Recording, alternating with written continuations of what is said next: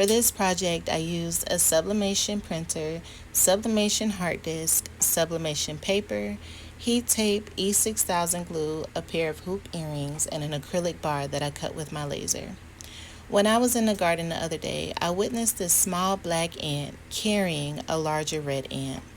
The red ant was approximately 3 times the size of the small black ant, and I couldn't help but think about the challenges we face day to day and through life.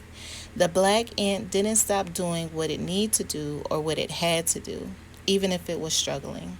It was on a mission, and I certainly hope it succeeded in its endeavors. So, what can you take away from this story? Just because it's a challenge or something appears to be difficult doesn't mean it can't be done. I mean this with all the love in my heart, but you better pick your head up and conquer your goal. If that small black ant can do it, then I'm sure you can too. Let me know if you've seen a pair of earrings like this before. And don't forget to check out my website at www.lovethesecreations.com for photo and engraved jewelry. And until next time, happy crafting.